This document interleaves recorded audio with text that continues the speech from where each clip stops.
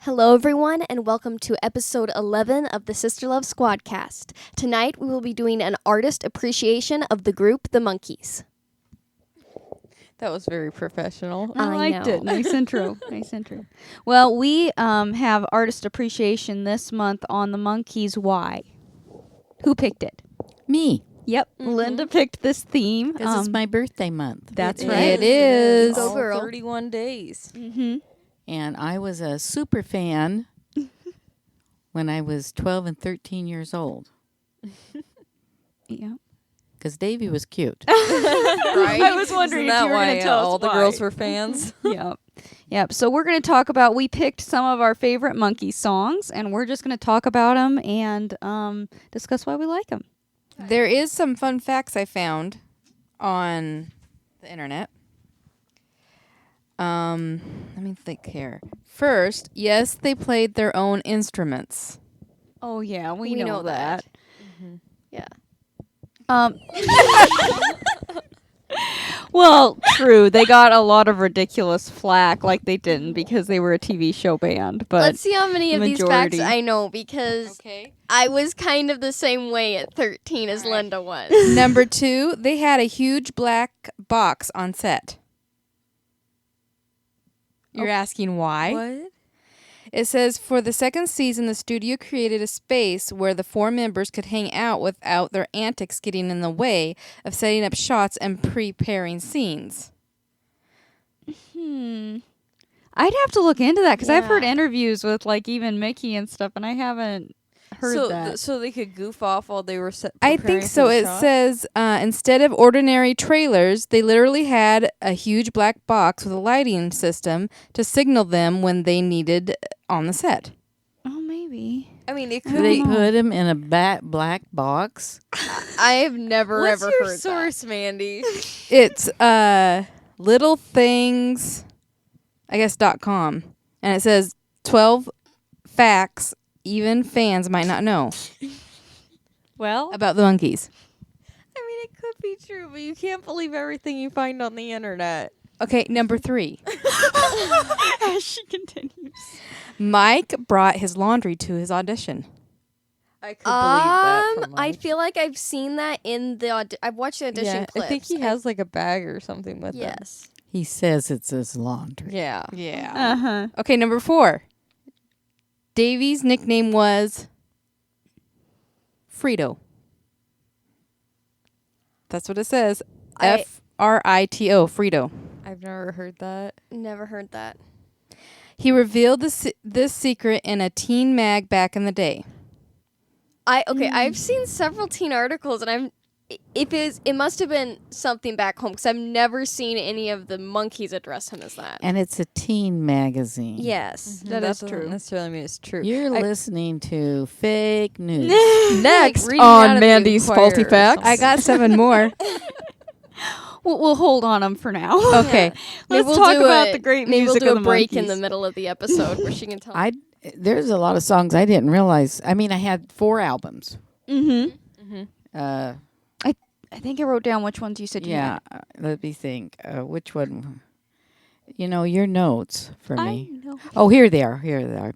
Well, the first one, Yeah. The the Monkees. Monkees, 1966. Then more of the Monkees, 1967, and Headquarters. Okay. Mm-hmm. That says 1967 too. Well, these are all 1967. And then the Pisces, Aquarius, and Capricorn one. Mm-hmm. I like the first one the best, and then I like more of the Monkees. I like that. That's the one with "I'm a Believer." I isn't it? really like Yeah. more of the Monkees. Yeah, yeah. I think I like that one, but they had "Don't Listen to Linda." Oh yeah, I've heard that song. Mickey I sings had it. not I'm heard of it. offended. I know. I know. I haven't listened to it a lot, but I've heard of it. Yeah. So why are people not supposed to listen to Linda? Do we know? I think she's not a good girl. She Oh. tells not lies. She tells fake news. No. No, I'm a Believer, of course, is... What was the first song that Mickey sang when we... I mean, it just threw me back. I know. Oh, Yeah. I'm pretty sure that was it. We went to see Mickey Dolenz at the Surf Ballroom in Clear Lake, Iowa, back in November. So cool. September. Was it September? September. Okay. Yeah, and he started out at least one of his sets with "I'm Not Your Stepping Stone." Yeah. Yes, yes. I love that song. I went all the way back. I could see it. Yeah. Yep, it was Yeah. like transported. Yeah. All the. I was 13 again. Did I look 13? Yes. You did. Okay. I You thought did. so. Yep. Yep. Mm-hmm. Yep.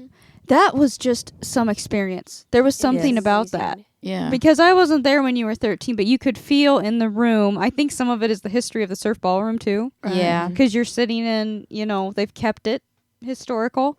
But yeah, when he sang that song, Mhm. there was just an energy about it. You could tell the people who were my age. Yeah. Exactly. Yep. Yep. Yep. Yeah. Great job, Mickey. Well, he put on a fantastic show. Mm-hmm. Yeah, and the people. I enjoyed the people that were there. Yeah. I did too. It was a great crowd. It wasn't one of those annoying concert crowds that, are trying to conjure up something. Everybody was just there to have fun. Yeah. Mhm. and to listen. I Mhm. really enjoyed how the formatting of Mickey's show, how he does it now, because he went through, sang the songs that were familiar, and then also told the stories behind them. Yeah. Mhm. So to our listeners, if you ever get a chance to see Mickey Dolenz in concert, I would highly recommend Yes, it. go. Mhm. He's such a down to earth fun guy too, but keeps the energy up for the show. Yeah. Yeah. And as far as Davy, I like a little bit me, a little bit you. Oh have yeah, that that one one's too. fun. Do you? Yep. Yeah. Yeah, that's It's a little bit me. yeah. I've had that conversation with my husband. A little bit you. Two. Yeah. Yeah, actually, he was saying it to me. No, I can't be wrong. Yeah. I know. I remember the first time I heard that. I think you were playing it for us on our way to one of our play rehearsals back when I was in high school, and it came on. I'm like, oh my word, this is such a guy song.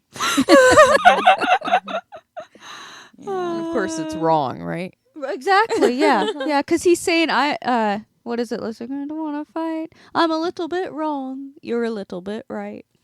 But I have to say, here I'm hogging the time. This is your your time. time. Oh, Yeah. it's my time.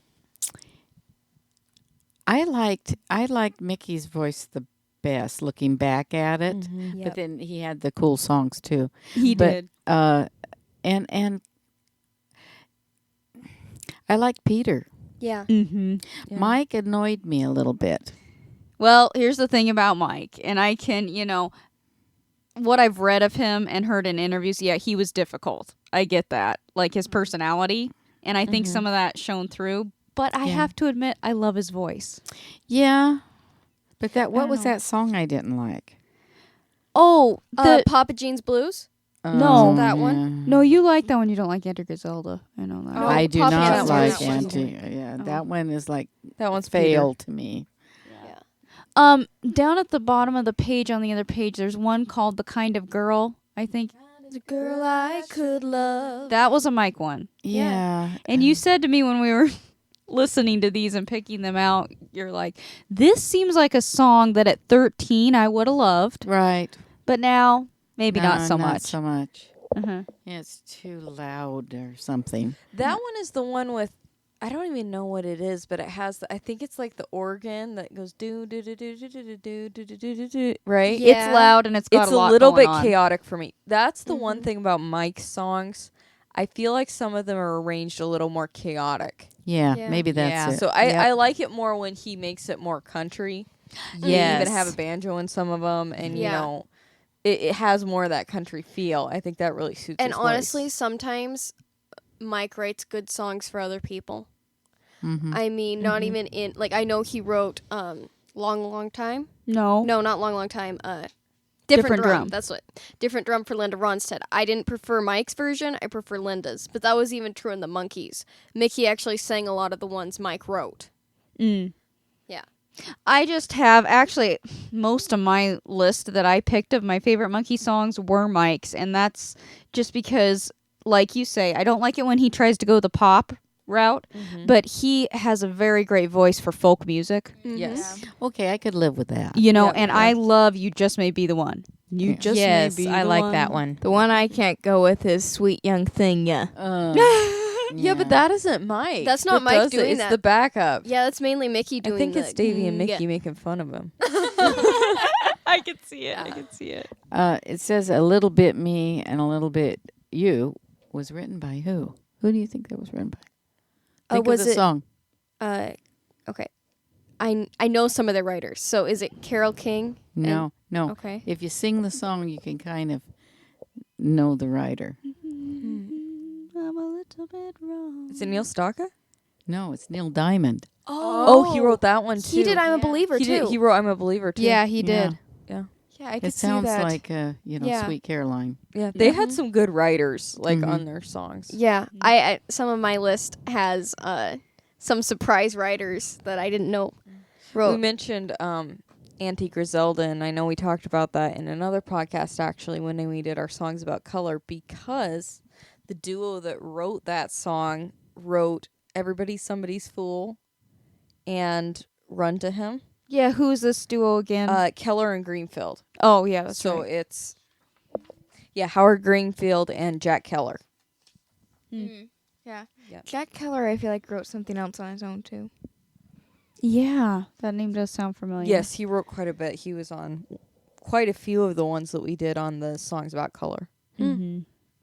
You know what I love about, they all have great different personalities, and then you can go with the fact that they brought them all together, and it's really remarkable that they made a group out of these four. You know what I mean? I have a note on that when you're done. But I love the fact of Mickey and Davy were theatrical. Right. Yeah. And that Yes. really came through. And because of that, in their songs, they have some of the most uniqueness, I Yes. feel Right. like. Mike and Peter were serious musicians. Yep. They were about the guitar, the banjo playing, and they're very talented in that area. But I think I read a quote, Mike even said that really the Monkees, it was Davy and Mickey that carried it because they had the entertainer Right. about They had them. the personality. Exactly. Yeah. Mm-hmm. And of course, Mickey was a child actor. I mean, he'd been in the Well, so business was for, and so was Davy. Davy. And Yeah, both his parents were actors. Mickey's. Yeah. Yeah.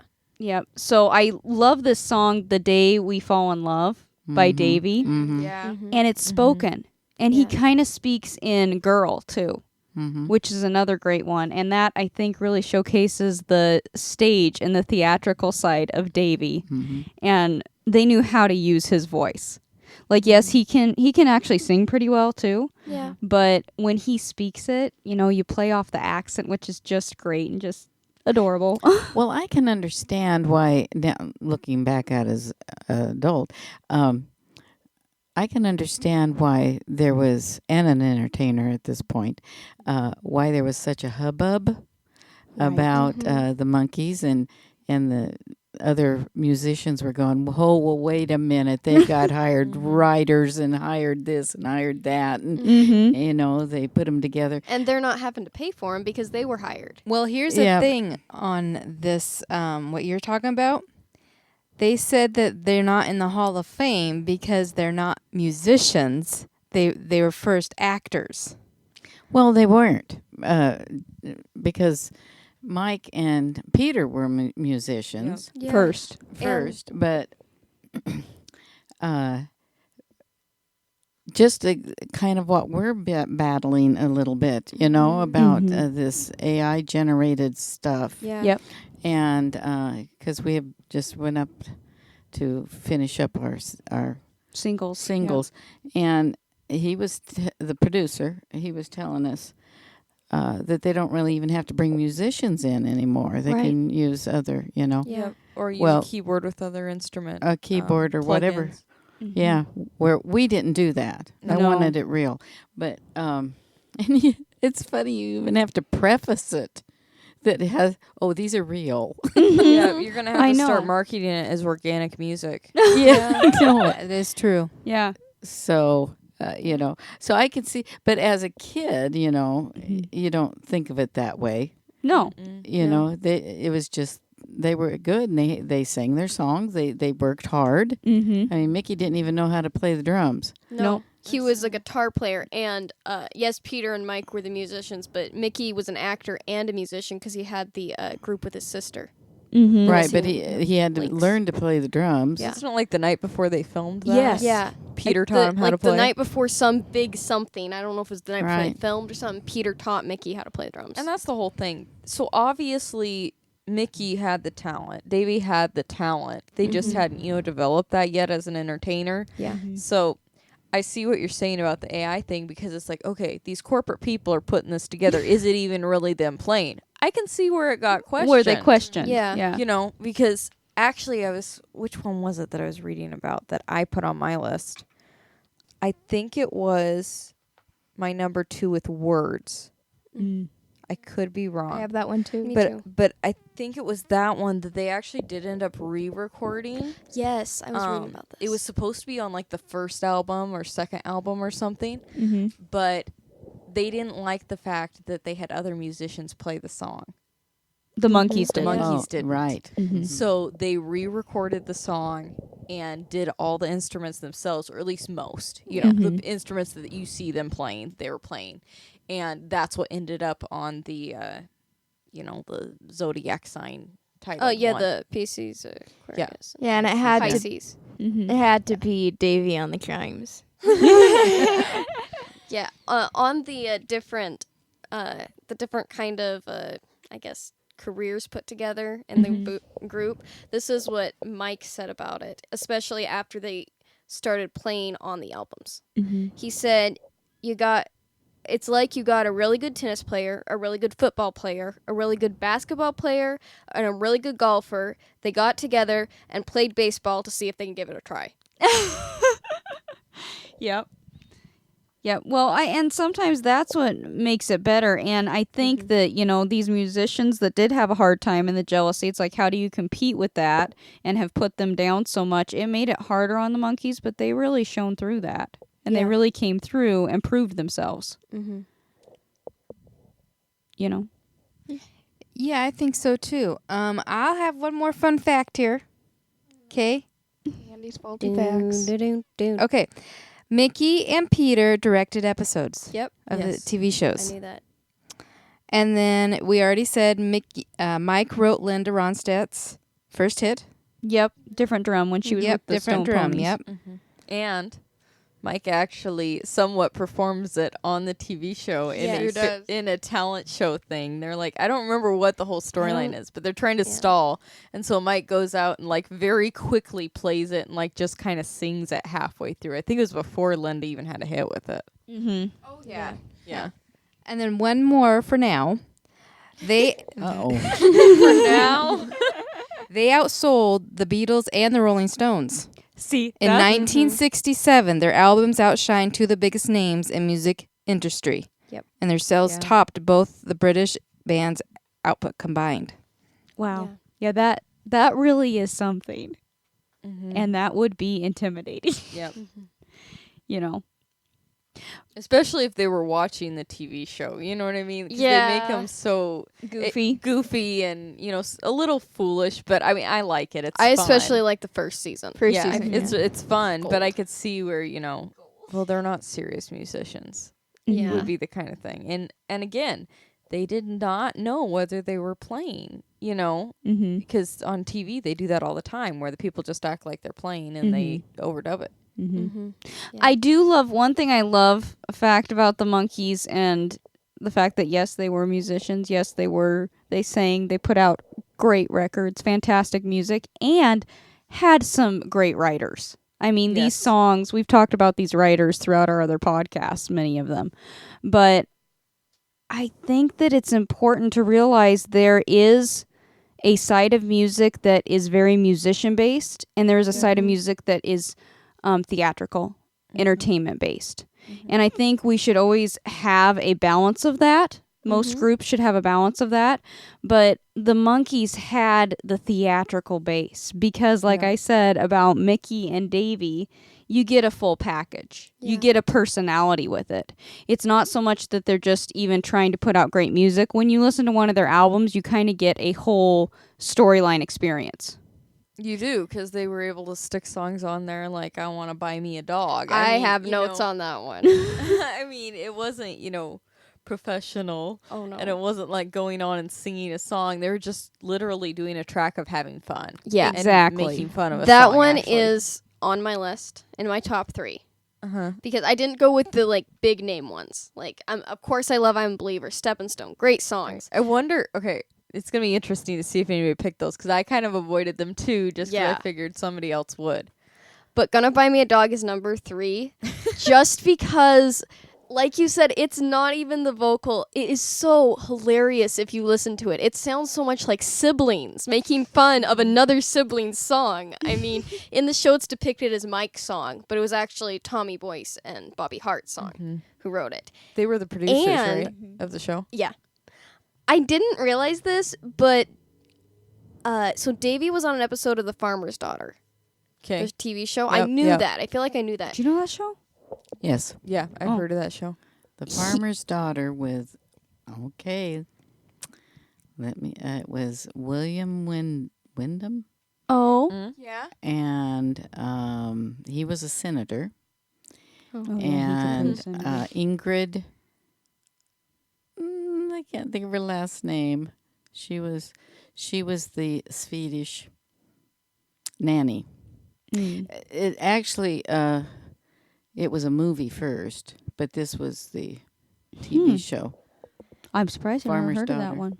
Yeah, I feel like we started watching it on YouTube one day. What is her name? Ingrid. Inger Stevens. Inger Stevens. Inger Stevens. Yeah. Mm-hmm. Interesting. Yeah. And Davy was on it. I don't know.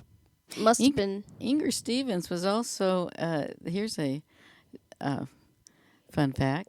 Mm-hmm. She was also on one of. I don't. Maybe somebody knows it. She was also in one of the Clint Eastwood's spaghetti westerns. Oh. Fistful see of it? Dollars, or Do you want me to tell you? Yeah, what is it? Hang 'em High. Oh, it's Hang 'em High. Yeah. Huh. Yeah, which was like, oh, you should go from like this nanny on to the role she played on that one. Is like, oh, okay. Oh, man. Anyhow, Yeah. Interesting. diversion. Yeah, I like a it, though. I hadn't diversion. heard of that show. Yeah. Davy performed a straight version of Gonna Buy Me a Dog on the show. Like as a serious song? Straight version, yeah. Seriously, he performed it. So it must have been during the Monkees before they actually came out with the recording, or because I kind of want to find this episode. yeah, So, Well, the Farmer's Daughter ran from 63 to 66. oh, that 66 long? the Gonna Buy Me a Dog came out. Hmm. 3 years. So Yeah, I didn't know how long. We watched it. Did you watch it? Yeah. It was one channel. You know, it was that antenna time, so it was one channel we did get. Yeah. So I couldn't find anything on my number 1, which is Look Out Here Comes Tomorrow. I couldn't even find who wrote that one. There Oh, I actually like isn't that a lot one. of Mhm. information on them, Yeah. on the songs. I like that one. Maybe. But my you. I love his accent in that one. Again, he's talking, so, it catches your interest. But my number 2 is I Want to Be Free. And I almost that picked was that. Yeah, that was actually probably like the 3rd song I heard of the Monkees. Mm-hmm. I'd heard, of course, the popular ones like I'm a Believer, Daydream Believer, Hey Hey We're the Monkees. But this is featured on the first episode of the Monkees. Oh, it is, isn't it? Yeah. And I was pretty much just as obsessed as Elsie at that point. But I have a few notes on that.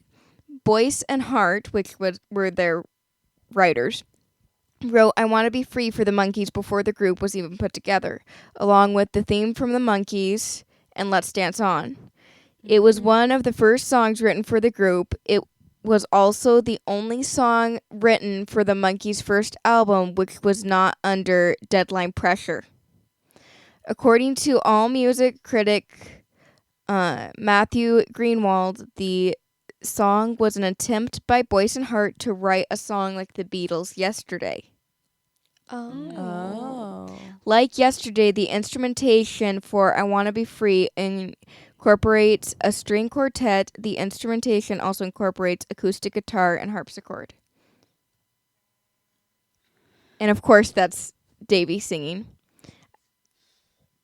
I kind of don't have any non-Davy songs except words.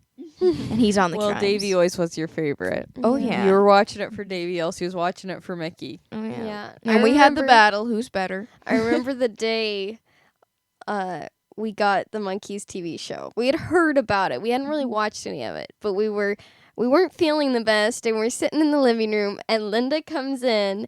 She says, "I've got something for you girls." She unwraps it, and we scream. We're like, the Monkees! I don't know if our discs completely work anymore because we played them that much. I even, for my 11th birthday, 11th? I think it was 11th. I think it was 11th birthday, I had a Monkees cake. Yeah. Oh yeah. That was So really yeah, cool. we went to Hy-Vee and got that. And then we took our case in to Hy-Vee and had them copy the logo. Mm-hmm. That was Yeah. cool. But I didn't know this about I Want to Be Free. A faster version of the song was recorded with Mickey Dolenz sharing the vocals. I may have heard that. Maybe. This version appeared in the series and as a bonus track on some of the some releases of the Monkees. The album. Hmm. So I do have a question. Like, you've told me that you are a major fan in that, but do you remember like the first time you heard the Monkees or how you kind of discovered them when you got the record? Anything about that? Well, we didn't get the TV show because we were in the wrong place in our, with antennas. Mm-hmm. The house next door to you could get it, but maybe we couldn't. Right. Mhm. So, I don't know where was the first. I just know that, you had to buy an album. Well, if you don't have a job, you have to ask your parents. Right. So, but yeah, I only have 2 people that I really wanted to buy their albums. The first was the Monkees, Mm-hmm. and then, okay, who's the second? Do you remember? David Cassidy. No, I never No. have it. No. Yeah. No. Oh, She couldn't do the She Party crushed Family. on him, but she Was didn't it like all Neil his songs. Diamond? No. Oh, wait, I Because had you a 45. Oh, it was a 45 Yeah, with Sweet I- Caroline. 45s were, easier to talk your parents into. Now, Because I- it was cheaper. But I don't think you had a record of them. It wasn't the Grassroots, was it? no, that was my first cassette. First cassette. Mm. Yeah. You're not counting the Beatles album that your brother asked for. No. No, okay. Mm-mm. Okay. That wasn't mine. He took That it. was his. But you got the picture, got the didn't picture. you? I got the Yes, picture. I think we still got have the picture. Yeah. No. I can't believe I don't remember this. I had several albums of the Monkees and several albums of this artist. It's very quiet. Yeah. I know you know it. Group or single act? She said Tom this Jones. Oh. Oh, seriously? Seriously. Now, I don't know. I thought you just had the Live in Las Vegas album. Mm-mm. Oh. What I ones didn't know did that. you have? Did you have the Puppet Man one? I can't remember the names of them. If you had Along Came Jones, I'm just going to be so jealous. What I don't know. about the red one where he's standing with his hands on his hips? That's She's a Lady. Yeah, it's Puppet Oh. Man. It's called Puppet Man. I had She's a Lady. Then Puppet Man she had, Mhm. which I did get that one. It's actually not my favorite album of his. Like She's a Lady is amazing on vinyl, and there's a few on there, but I really like. Don't you What's like that one Atomic called? Jones? I really like Atomic Jones. But no, it's the one that My Girl Maria's on. The Safari one? No, that one's pretty good too. Isn't it the one where he's leaning and he's like, oh, Yeah, it's really yeah, cute? yeah, but the songs on it are really good. Yeah, it's got like a black background. Yeah, I think it's called My Girl Maria. I know Something like well, that I song is. Yeah. that surprised me. Yeah, I mean, I I knew you had told me you had the Live in Las Vegas, Mm-hmm. but I didn't know you had several of his. You've never or that told that me was the that one you you had more wanted. than that. Well, it comes and goes here. No. Memories. Now I Yeah. really wish you still had all your records. I know. And, Yeah. of course,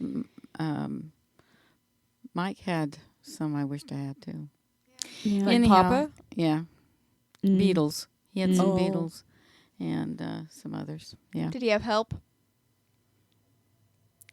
I think, yeah, that's on the, is that on the second? It's on the one where they're in the like poncho things and they're making like They different- spell Oh, yeah. help with their Yeah. arms. No, Kind it seems like the album was brownish. Was the one where they're like looking over the balcony Yeah. thing? I like that one too. That's a cool one. Yeah. Yeah, he had that. Well, he had several. I don't know. He didn't have the first one, but Oh, one more note on I Want to Be Free. This is true according to Boyce. So, I don't know his first name. What's his first Tommy. name? Tommy Boyce. Yeah, and Bobby Hart. Bobby Hart. Yeah. According to Boyce, I Want to Be Free was Jimmy Webb's favorite song and even inspired this song By the Time I Get to Phoenix, which Webb wrote for Glenn Campbell. Yeah, Jimmy Webb wrote tons of fantastic songs, and that's one of my favorites that he wrote. Wow, I can see that now. So, okay. It's so funny, the songs that inspire other songs that you do not expect. Just like, I know the story's been told a lot, especially since Brian Wilson's passing, but him pulling over to listen to Be My Baby, who would think that would be a song that would inspire him that much? yeah. So I was floored with this one because I love the song. And we kind of had a big discussion about the song before we started. The song is Cuddly Toy. Okay. Now, the person who wrote it could write music, of course, but he had a day job, actually a night job, as a computer tech at a bank. Okay. He got $40,000 from royalties for Cuddly Toy, Oh my word. so he could quit and become a singer-songwriter. That's goals. right? That person was Harry Nilsson. He wrote Cuddly Toy, and that's... That was his big hit that got him to be Are able to... you Yes. serious? Cuddly Toy. You know who he is? I didn't think he was that old. Am I- Yeah, I think Harry Nilsson is the guy who sings "I Can't Live." If Oh, living I'm is thinking of somebody without else. You. Yeah, he also. I'm trying to think of other songs. Yeah, he was kind of a interesting person. He's the one you'd have to watch that Professor Rock episode because he recorded and had a huge hit with the song "Without You," which I absolutely love, and the way he cries it is just he hated that song, like fought tooth and nail. Yeah. First, he wanted to record it. He loved it. He heard it. But then the producer had a certain way he wanted to do it. And by the time the producer was done instructing him, he was just like throwing a fit in the... Yeah, he was In the angry. studio. So when he goes into that part where he's in pain, I mean, he was putting It all his worked, emotion though. into it. Yeah. Which song? Without You. The one Yeah. she just Oh, yeah. sang. Yeah. But for him to write Cuddly Toy, that song totally like is nothing I would expect him to write with the tune. It's like such a bubblegum kind of a tune. Yeah. Interesting. Yeah. Yeah, that one. There's another one that surprised me. Like, I knew Carole King and Neil Diamond, Jeffrey Goffin, and all of them wrote for the Monkees. Jerry Goffin. Yeah.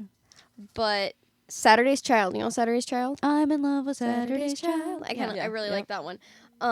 David Gates wrote it. Really? I could actually kind of hear that. Yeah. Did that one bother you? That song? drives me wild. Oh, but Saturday's Child is mine. That one didn't stick in my brain, so It's on It's the probably not- first album. yeah, so it probably wasn't. It's probably one I skipped.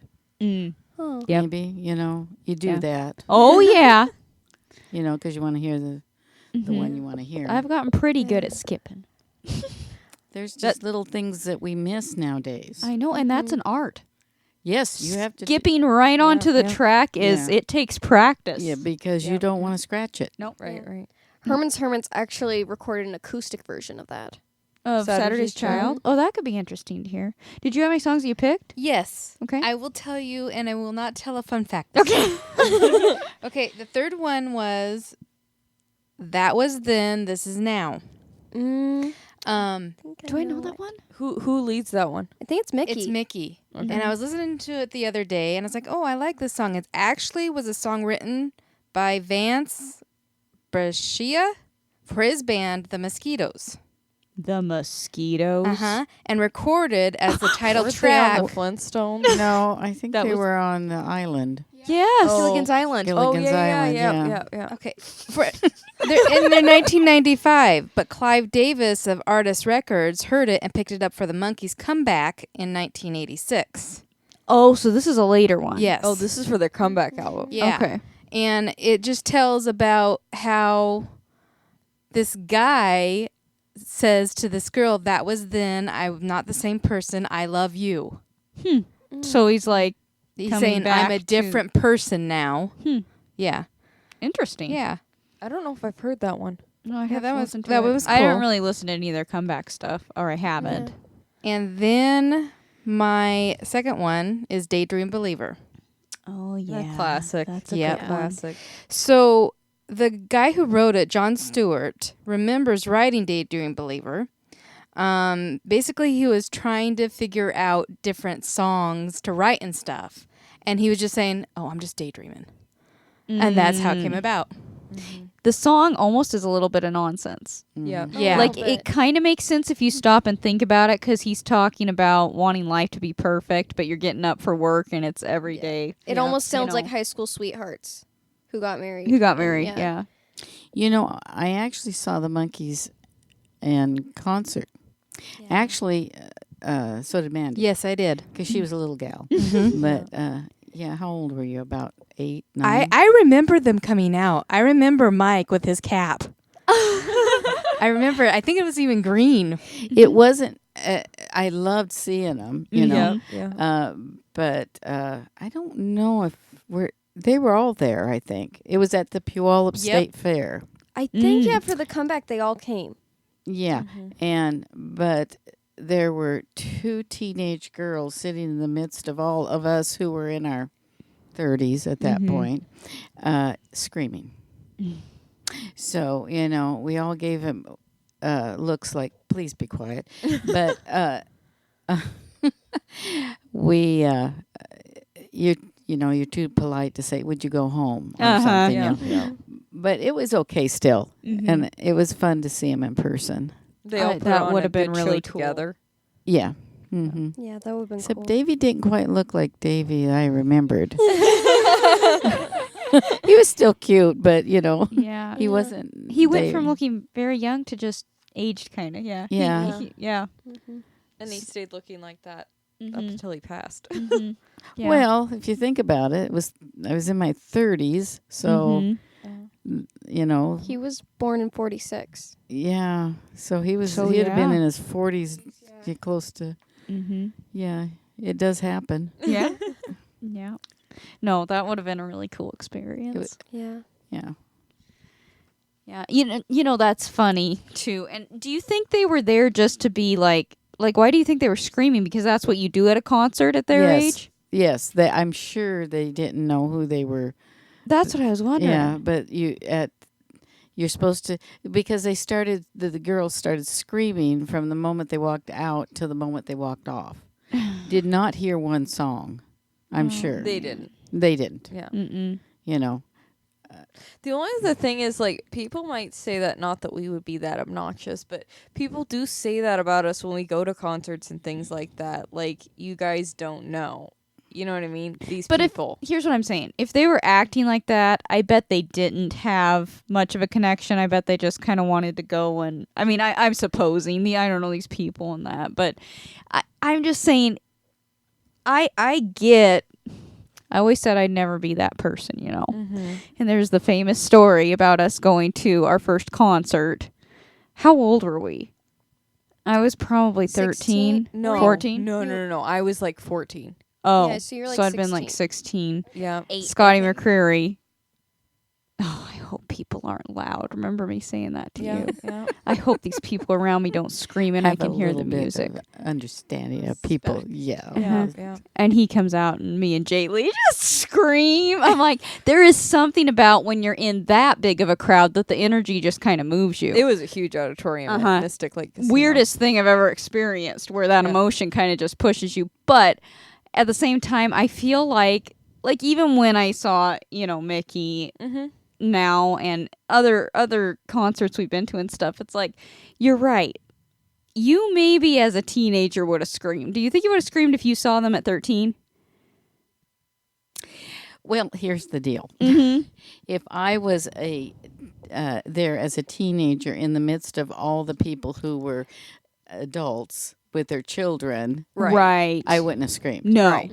No. But if I was with a bunch of others, A group of teens. yes, I would have. Yes. So, Well, that was like with Xena and I there. I think a lot of it was the emotion that you feel. Yeah. And we didn't scream all the way through songs like some people do. Yeah, Like it was right, when he you came didn't. out and, you know. I remember it. I remember I it. don't But know if I did. I may have to just kind of join in a little bit, but I don't think me and No, you. you You were didn't. at like the 12-year-old stage where it's kind of cool to join your older sisters, and I'm sitting back going. Both of you were sitting there Yeah. like, I thought you guys weren't going to do this. You Yeah. spent the whole drive up here saying, I hope people aren't rude. But anyway, yeah, I think that the more you mature, you want to enjoy the music and the show. And you don't so much want people to be loud. You don't want to be loud. Right. Yeah. well, I mean, the crowd was singing along with them, and that's fine. Oh, yeah, Yeah. artists want that. And you know. I don't even mind like wooing or like even clapping, especially when they come out or during an instrumental, stuff like Yeah. that. Just time it, people. Well, it was mindless screaming. Yes. Yes. Yeah. I mean, they were screaming, and just two of them. And I don't know. I don't get how that's not embarrassing at that point. Like, just the two of you, like, the rest of the crowd is not. And they were sitting up on the back of their chairs, you know. So that was Just rude to the being people. rowdy. Yeah. Yeah. And I thought, I picked the only two seats, or it's close to these girls. I don't know, but it was still fun. I don't know how much you remember. Like I said, I remember them coming out, and I remember that Mike had on his green cap. Yeah, Davy's hair was long. You know, Yep, not yep. long like on the show. No, but I've Yeah. seen pictures of You how know. he had Kind it of styled, but- mulletish. yeah, kind of. Yep. Yeah, and yeah, they had a lot of energy. Good. I believe it. Yeah. You know.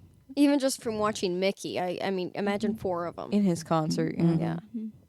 I loved how Mickey in his concert paid tribute To to each of the everyone and, Yeah. you know, Monkees, yeah. told stories about him and stuff. All Mhm. nice. Yeah. And his sister did a good job too. She was there, Coco. Mhm. Yep, she did Yeah. his opening. I got a fun fact. Okay, one fun fact is Jack Nicholson made a cameo in their movie. Oh, no, yeah. Wait. Disclaimer: we don't talk about the movie. Nobody does. We don't talk about Head. We don't talk about the movie. Oh, okay.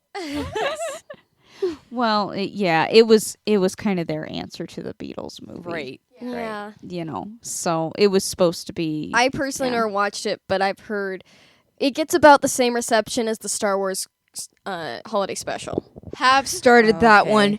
Do not recommend. Well, we turned it off when Harvey Korman was acting as some female alien cooking show thing Stir it. for 5 minutes straight. We got that far, and Well, then like, we're like, we can't do this. 20 minutes to a half hour in, I think. Yes. Yes. Yeah, actually, it says here that Excuse me.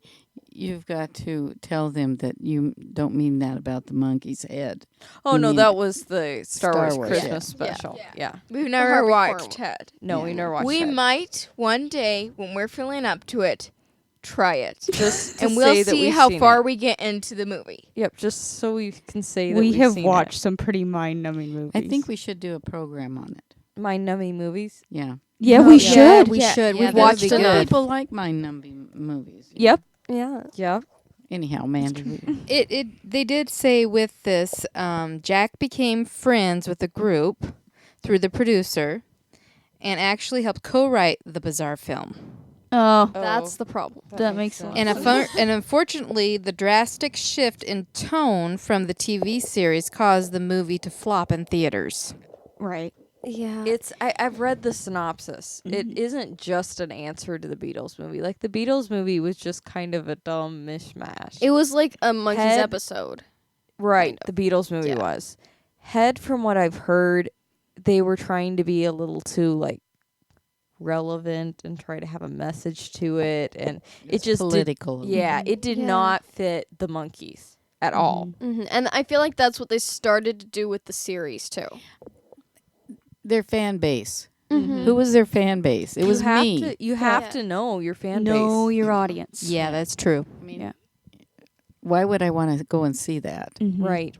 I can understand. I gotta give them a defense on this one though. With all the flack they were getting about you're not real musicians, Mhm. what all this, they were Yeah. just trying to be recognized as for the work they were putting out. I get Yes. that. And I think that's what happens when you try to prove something Mm-hmm. to people instead of just enjoying the music and sharing and knowing there's an audience that loves you and not listen to the voices. Now, I don't know this. I'm just posing this question. Was it actually Mickey and Davy wanting to be relevant? Or was it more Mike? Okay, And- so I and have Peter. a note on that. Watched the whole series several times. There's 2 seasons. I could probably at one point tell you how many episodes there are because Elsie and Shelley watched it so much. But the first season, it feels like an actual TV show. Kind of spoofy, but fun and has storylines. Even kind of relatable as a musician. And it kind of goes through even the first half of the second season. Mhm.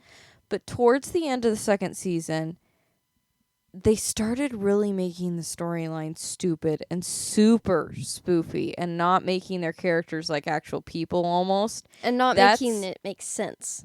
Yeah, Yeah. that's kind of what ticked off Mike. And I can get it a little bit because they're already getting flack, not getting taken seriously for, them playing and everything. And then the TV show starts making them actually look dumb. Now, Davy and Mickey, I think they were both directing and writing and some stuff at that point. So they didn't care as long as they were, being able to be creative and have fun and get paid. Mm-hmm. But for Mike, it was degrading, I think.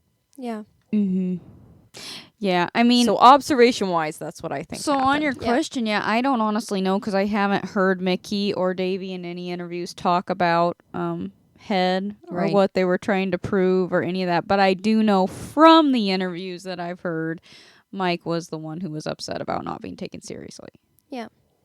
I from what I have perceived, and I'm speaking on their behalf, but from what I have perceived, Mickey and Davey were pretty content because they have, it's that thing you do, we have a hit record, who cares? Yeah. Mm-hmm. Mike was being the Jimmy of the group, if you've ever watched that thing you do. Yeah.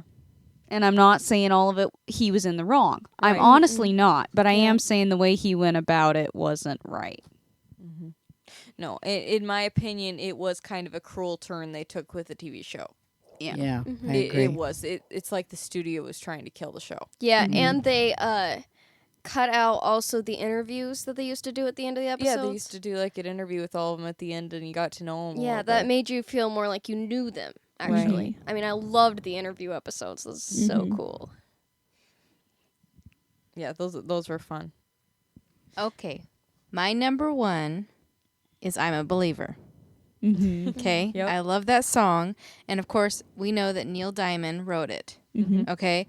But he actually envisioned the country singer Eddie Arnold singing it. Wow. Uh-huh. He didn't think it would become a massive pop record at all. I've heard Neil Diamond do it. Like Eddie Arnold.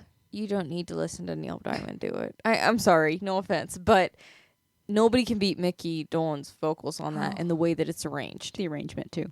The arrangement is just perfect. Well, maybe Elsie. Okay, she does a good job at it too when we're singing it in shows. But it's one of those almost untouchable songs. Yeah. It really I have is. to take a moment just to appreciate Mickey's voice. Mhm. I love his voice. It's so soft, but it has that power behind it too that he can pull on. And even when he does the background parts, you know it's Mickey singing. That's one thing about Cuddly Toy. His harmony with Davy is just so epic. I love his harmony on that song. Yeah, and he blends well. Like he has that unique voice that will blend under somebody and not fight it. and But he you can blends still tell with it's him. he like morphs his voice to blend with different people. Like Davy, he kind of matches his volume. Mike, he more like he almost like sounds like Sings over him. Oh, you're talking about Davey? It's like another aspect. It almost sounds like another aspect of Mike's voice when he. I will say I don't remember what sings. song was on. We were playing it earlier, and maybe it was yesterday when you were playing your vinyls of them. There was one song that I did not know if it was Mickey or Mike. Vinyls. I know. Okay, That really bugs me. I know, but I say that because sometimes people don't know what you're talking about. We say records. like a record. Albums. You were playing your records of, and yeah, there was one song that I couldn't tell if it was Mickey or Mike, which really surprised me. But I love Mickey's voice too. In fact, all my songs on the ones that I picked are Mickey. Yeah. He's always been my favorite out of all of them. Not to, all of them are great, but And one thing, I feel like they didn't use Peter's voice as much as they could have. Yeah. I agree. He has a cool voice too. Yeah, I think he does. I like the character of Peter too. Mhm. Yes. Yeah. I mean, how can you not like him? Yeah. He was actually a really sweet and funny guy for what I've seen in interviews and stuff. He kind of gets, ignored. Because he's more 'Cause- quiet, right, for one right. thing. Mhm. There's one song Mm-hmm. that I wasn't real keen on as a, younger when I was in that beginning teen stage. I liked it, but I didn't understand it till later, and then it made sense. It was Last Train to Clarksville. Oh, Yes. Yes. When I found out that was about a Vietnam War leaving, that type of thing, Mm-hmm. and a soldier, then the song made sense to me. Yep. Yeah, And me too. I really when like found that it. out. Don't know if I'm ever coming home. Yeah. Yeah, It really yeah. hits more. It's like, why won't you come home? I just, I didn't think of it in that term. yeah. I think Yeah. Mickey wrote that one about that, right? No, was it? I don't know. Was it Mickey who wrote it? I'm not I could exactly be wrong. sure. I remember him talking about that, but Yeah. yeah. That Yeah. one is impactful when you listen to the words and think about the time. In that context, yeah. Mm-hmm. Mm-hmm. Yeah. Another underrated Monkees song, I think, is Sometime in the Morning. Oh, that one's That really is my pretty. first one. Yeah. I love that one. Like from the minute I heard that one. Yeah. It's just. Very pretty. Mhm. Also, I have down, and it's another Mike one, but What Am I Doing Hanging Round? Yes. I love that I one. kind of like that What one. am I doing hanging round? It's just fun to sing too. Mhm. And, it's got kind of fun story. And I thought that was one that Mike wrote because it sounds kind of like the ones he wrote, but actually it was written by Michael Martin Murphy. Yes, that's the one I was looking at. And he had a major hit with What's Forever For. Yep. Mhm. Yep. He also had, that song you love, Wildfire. Or as my uncle Jason says, Wildflowers. She cried wildflowers. One thing I love about What Am I Doing Hanging Around is the banjo. Oh, They use a banjo in it. And so You should Peter's learn to playing play it. it. Yeah, Peter plays that in the background. Did Michael Martin Murphy write What's Forever For? No, I looked that up. Actually, and then I got on this rabbit trail, so I'm not going to take you all the way down it. But England Dan and John Ford Coley were the original recording of What's Forever For. Okay. I don't remember who wrote it. I'd have to look that up. But yeah, I'm not as fond of their version. I mean, it's okay. Well, I like PJ Thomas's version the best. His is good. Yeah, I'll admit that. I kind of like Michael Martin Murphy. I don't know. It's just got it's got that folky kind of sound to it. Yeah. I like. But that's not the Monkees, so. No, but Michael Martin Murphy wrote What Am I Doing Hanging Around? That's back to And it was Boyce and Hart that wrote Last Train to Clarksville. Oh, okay. Yeah. Another cool thing about What Am I Doing Hanging Around is it's almost a another, like a more personal version of South of the Border by Patsy Cline. Yeah, it kind of Yeah, is. I It could like see goes that. into the story from a The personal, first person. Yeah. Yeah, it could be definitely be like a answer song or done in a play or movie like that. Mm-hmm. One song, I think we already talked about it, but it's on my list. I want to talk about this aspect of it. Is we talked about words a little bit, and that is my second one. But I really like how Mickey does the lead on that, but Peter does the echo.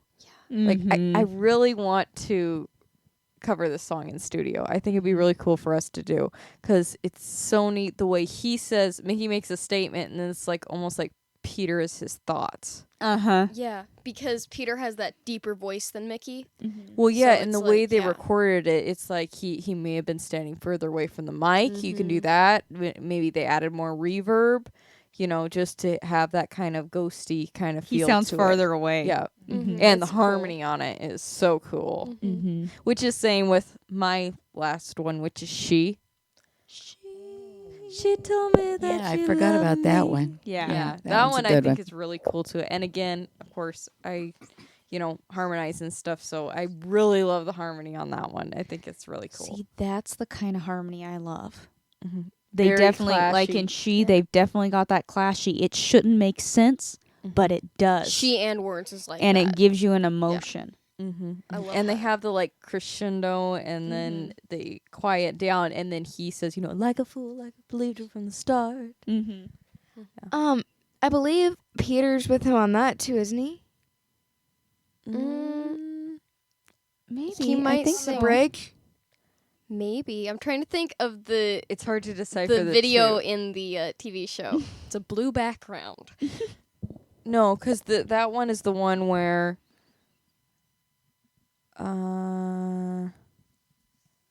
And now I know just why she keeps me hanging round. They just do echoes. Hanging round. Yeah.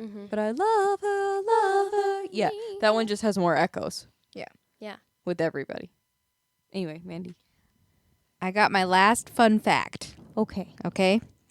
My last fun fact was Davy was almost drafted by the U.S. Army. How? Okay. I don't know, but this is what it says. It says between the first and second season, he fasted for 3 weeks to drop enough weight that he would be deemed unfit for duty. The draft board also took into account that he was the sole financial provider for his family.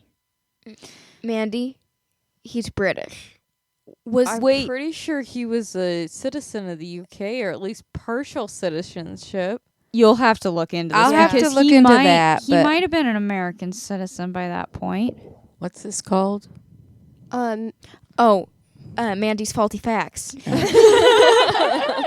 Some have been spot on. I'll give you that. Yeah. Some have. We're But, not saying that it's wrong.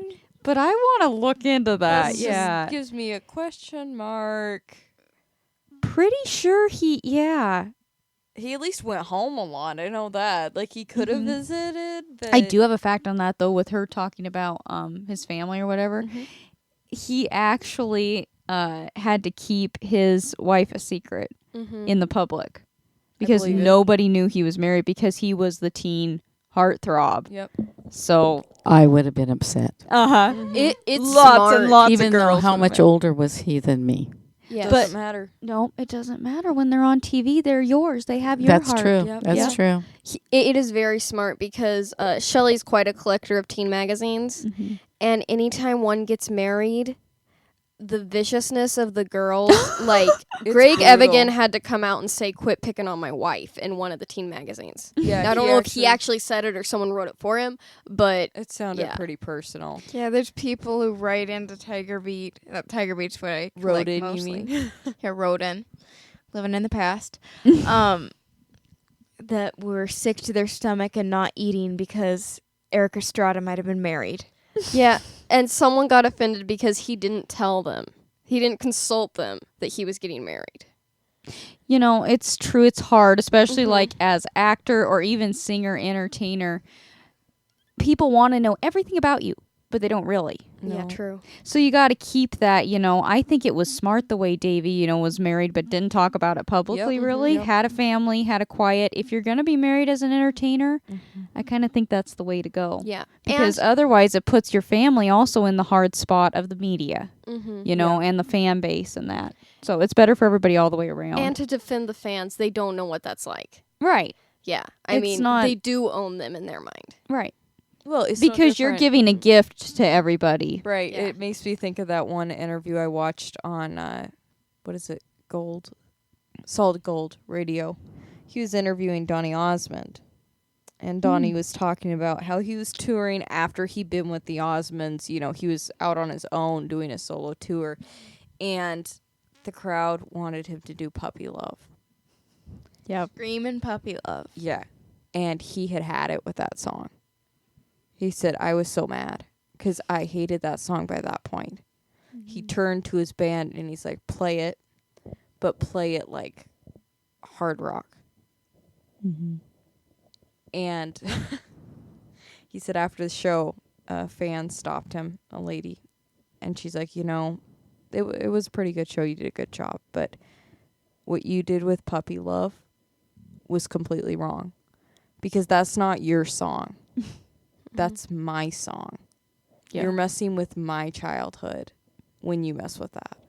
And he said that really impacted him and, you know, kind of knocked his ego down because it is true. You put your music out, you give it to people, and then it's theirs. So you need to stay true to that original gift that you gave them. Yeah. Yeah, I know. It's really interesting. And I think Mickey did that. I Oh, think yes. so Mhm. too. I was really, I really had fun Yeah. at that.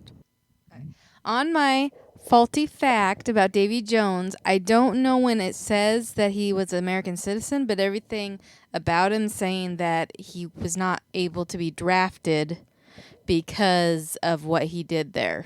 So he must have been a citizen at some So point every when the source draft you're was. finding- Where? It's saying that the story about him losing weight Right. to not get drafted is true. Right. So he must have been some sort of citizen. Yeah. I I'm don't still. know. I'm gonna look more into that one. Yeah. I really am. Yeah. Maybe it was a publicity thing. It could have been. Could have been. It could have been. That could have been too. So, my number one song is "Girl I Knew from Somewhere." I just wanted to get that out there. I don't have much on it, but it's a song that I really loved when I was 13. Kind of forgot about it, and I'm really loving it again. That was written by Mike, and it was actually released on Mickey's birthday, 1967, Which is March 8th. And then the one I really want to talk about is "Take a Giant Step." That's a good. I song. do really good love one. this song. And again, they do those echo things. And I knew this, but I kind of, Wikipedia really pointed it out to me. They do this main lyric counter part that kind of like an echo, but Mickey does both of them. so with my oh my oh my oh my oh my. Is that Take a Giant Step? Isn't it? No. No, that is. That's She, isn't it? This just doesn't seem to be my day. Yeah, This this is- just yeah, seemed no, to no, be my day. No, this is Take a Giant Step Outside Your Mind. I can't think of Leave 'cause the ver- yesterday behind. There we go. And Take a giant step outside your mind. Yeah. Yeah. Yeah, there's like a delayed part, and Mickey does both parts. That's really cool. But this part is in honor of Bobby Sherman because he performed the song on Here Come the Brides on the episode called Absalom. Do you remember this? I had forgotten about this. Yeah, I do. It aired Yeah. on March 20th, 1970. And it's the one with the little boy who, like, He can't speak. something. Isn't it? He's like a circus act. They're like treating him like an animal, Yeah. and especially Jeremy, who is Bobby Sherman in the show, Yeah. rescues him, and he sings that song to him. How does I that believe- fit I into? kind of remember. He does it more folky. Yeah, he does it more Oh. folky with the guitar. Oh, yeah. I was gonna say. That was it was written by Carole King and Jerry Goffin. Yeah, Bobby Sherman was also on the Monkees. No. I forgot about that too. Yeah. Yeah. Yep, dyed his hair blonde. Different look, different Not look. the best decision. It was Yeah. funny But though. I- It's a funny episode. Yeah, it is a funny episode, but I think it's one of those things. Like, there's an Elvis movie. Is it Clambake? Yes. That Bill Clam Bixby's bake. on, and they dye his hair like completely blonde. No, it's like red. It's not his natural color, and I think they do that sometimes so that they don't like outshine the person who's supposed to be the heartthrob. I know Like they. Davy's supposed to be the cute one in the Monkees, so they can't Yeah. have Bobby Sherman come on and then be. Plus, that Bobby cute. Sherman was playing a very cringy character. Yes, Yeah. that was He the was. point. And it He was was. really cheaply dyed. It It was was the point. It was supposed to like- be funny. slicked Yeah. down, like really weird, and looked like it wouldn't move if you put your finger in it. But Ken doll hair. Yes. They did the same thing to Davy later in the episode. It was a wig. But anyway, well, this has been a really great artist appreciation pick. Thank you for picking the Monkees. Oh yeah. I've loved hearing your memories about them Yeah. and the memories we've shared together with the songs and the TV show and the concert. It's just music really holds memories. Yeah. Yes. And I think that it's important that we talk about them, and we would love to hear your memories. Audience, please tell us what your favorite Monkey song is. Maybe you have a story about when you first heard it, or which of your Monkees was the favorite. So thank you so much for tuning in to this episode of the Sister Love Squadcast. And until next time, keep listening to great music, and we will... I have a note. You should link the story of how I got my first Monkees album. Oh yeah. That Yeah, is that was pretty good. Yeah, Yeah. the actual post. The actual post. Yeah, there'll be a Facebook post if I can find it, linked in the description box. Yep, it's my for you only to- original. You got remakes for the other two, but yeah, my original Monkees album. Yes. I will link that. It's a really cool story. Mm-hmm. I'm not going to give anything else away, but in the meantime, do check out our full Facebook page. We just we had a great 4th of July weekend and did some fun stuff in Wisconsin, so go check out those reels.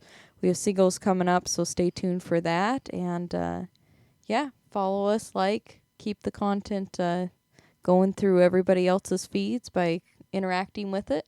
Yeah. And on the story, if you're out there, if you hear this, thank you, Mr. Bill. It meant a lot with the album. Alrighty. Well, thank you so much, and we will meet with you next week on the next Sister Love Squadcast next We'll Friday. See you then. Yep. Bye. God bless. Bye.